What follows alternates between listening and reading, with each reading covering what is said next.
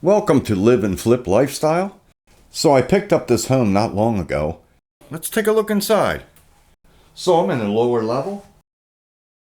It appears they were going to make a small studio apartment down here. You got a stove, a sink, a bathroom that way, / washroom, closet.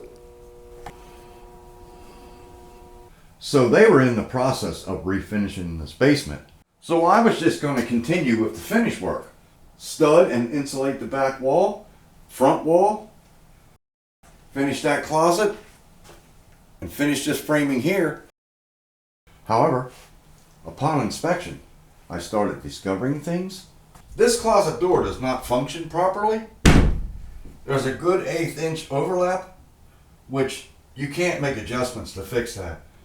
So I'm going to have to disassemble this and move the framing over to make that work. And the walls inside are not insulated. Here's a shot of the ceiling. Got some mudwork. That's either a beginner or they just didn't care. I discovered this hole. Don't know why it's there, but it allowed me to peek in there and I didn't see any insulation. However, there is a space between the wall studs and the concrete block wall, which is good. Then my son pointed out that the drywall face is backwards. It's not beveled here. So the drywall was installed improperly. So I decided to remove this sheet. And here's what I found. That's strange.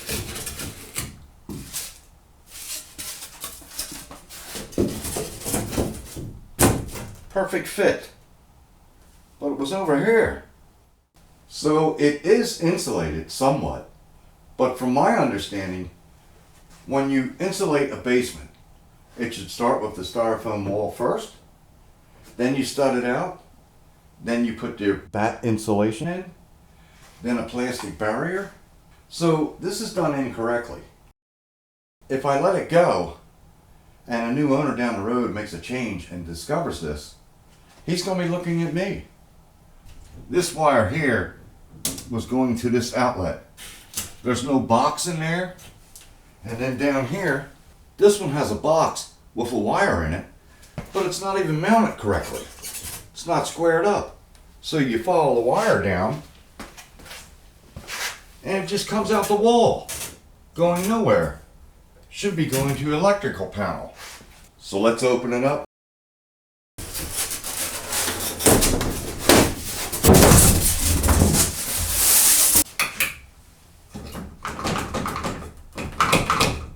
Got one nail partially in.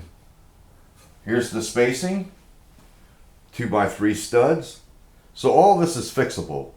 You would have to adhere some styrofoam to the back wall, insulate, resheath. However, the more I look at things, I'm starting to have a new outlook. When I flip a home, I like to put everything in the home that I would like, and hopefully others will like. Personalized to my taste. And an example of that would be a nice vinyl plank flooring. And then I realized, well, you got a pellet stove. So you want a nice looking floor, vinyl plank flooring, cha-ching. Now you got the pellet stove, you're going to need a hearth, cha-ching. So I'm thinking, all this finish work, flooring, hearth, the whole 9 yards. Now I'm going into the flipper's mindset. That's a nice chunk of change and a ton of work. So in this case, I'm going to definish the entire area and leave it a blank slate for the new owners, so then they can come in and tailor it to their taste. So this is an example of an area you don't need to spend much money in and focus your time and effort on other areas that are important: kitchen, baths, walk-in closets, storage. Here's an example of a much needed improvement. Removing that door to here created wall space for furniture, decoration, which is awesome. This area used to feel so congested when there was a wall here and they used to have a door here. And Now, you can come right downstairs, straight into the washroom. Got your laundry basket, straight upstairs, garage and closet. And this is a prime example of not a whole lot of money spent, but now it's much more user friendly. And that's the type of things I focus on, making a home function user friendly. I'm just going to have it open, rec room, entertainment area, big screen TV, pellet stove. So we'll start here. All the framing removed, 2 sheets in. That's not the best.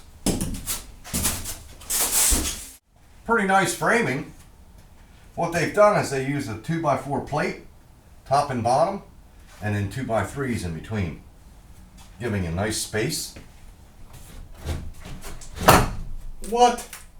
You gotta be kidding. Oh well, you'll have these things. Here's the electrical box. I feel like I'm on the Holmes show. Everything's screwed together with torque screws, so it's going to be easy removal. Whoa! You've got to be kidding me. That was never secured to the joists. So I guess they were banking on compression fit, super tight.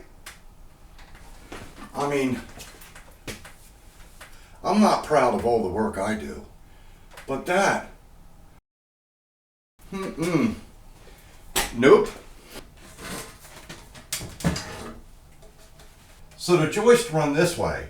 That's probably why they didn't tie it in, but they could have easily ran a 2x4 from joist to joist, tie in the top plate, and then add the second. That one definitely could have been tied in.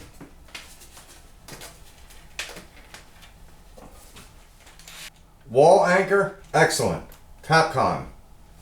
The base plate secured very well, about every 2 feet. And every time I remove one of them torques, it's approximately $1 each. Freestanding closet.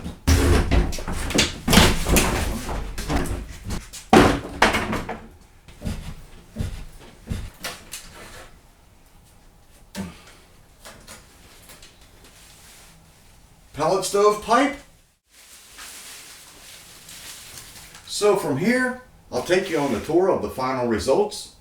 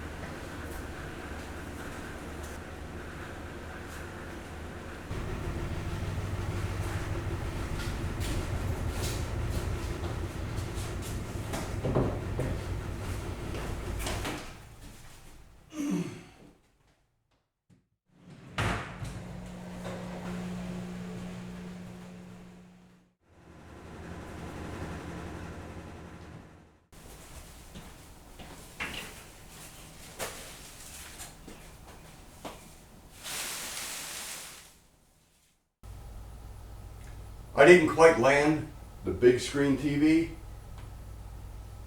pellet stove,